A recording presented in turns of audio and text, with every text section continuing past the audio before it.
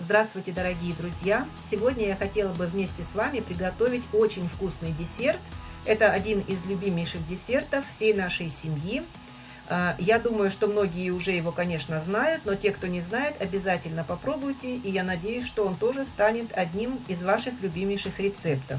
Готовится он очень быстро, просто и также быстро съедается. Для этого нам понадобятся келлогсы. Я беру всегда два вида. Это медовые келлогсы и шоколадные. Можно использовать только медовые, но с шоколадными получается еще вкуснее. Также нам понадобятся конфеты Дурхбайзер. Это мягкие ириски, то есть мягкая карамель. Можно использовать какие-то и другие, конечно, сорта. Также нужны семечки, зернышки и сливочное масло. Для начала нам нужно подготовить зернышки. Нам нужно обжарить их на горячей сковородке до золотистого румяного цвета. Зернышек надо брать где-то примерно 150-200 грамм на ваш вкус.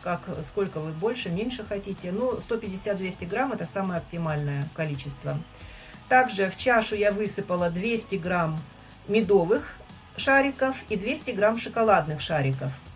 Все это перемешать и сюда же добавляем обжаренные зернышки.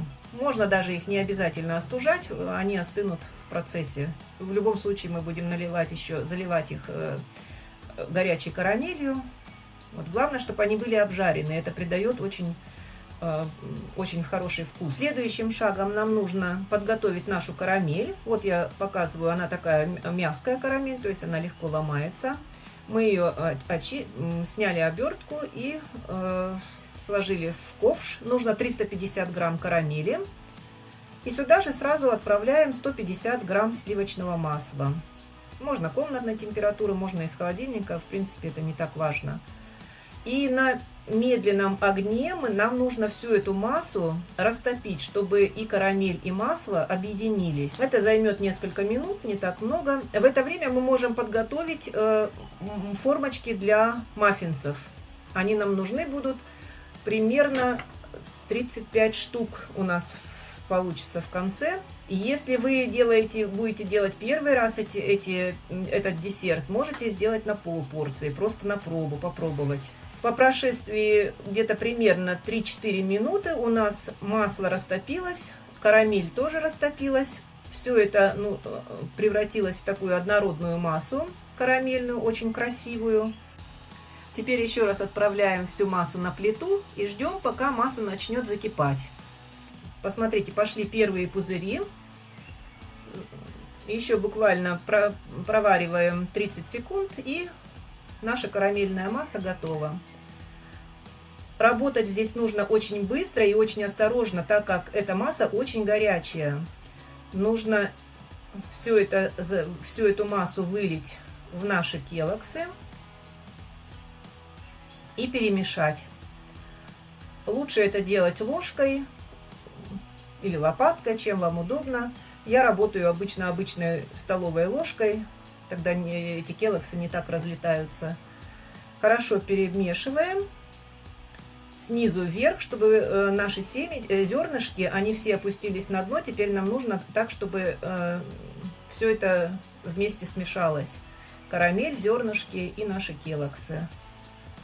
Масса очень быстро застывает, поэтому нужно делать все это как можно побыстрее.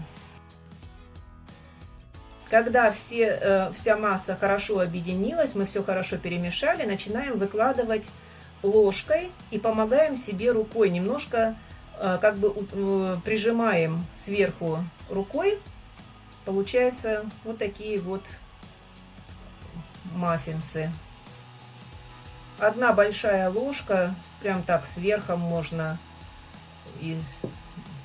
на один маффинс. Можно этот десерт, конечно же, делать и в одной какой-то форме, и потом просто нарезать, но режется он довольно-таки трудно, поэтому и так порционно, конечно, это очень удобно, намного удобнее, и нам как-то больше нравится такими порционными, в такие формочки выкладывать порционно. Делать надо, выкладывать, заполнять формочки нужно как можно быстро, потому что масса быстро затвердеет. И потом просто вы не сможете уже аккуратно выложить формы. Обязательно попробуйте этот рецепт. Я уверена, что он вам очень понравится. Пишите свои комментарии, задавайте вопросы, если вдруг что-то непонятно. Я с радостью всем отвечу. Вот такой красивый и, поверьте, очень вкусный десерт у нас получился. Пробуйте, готовьте. Ну а я благодарна вам за ваш просмотр. Прощаюсь с вами. Всего доброго. Пока-пока.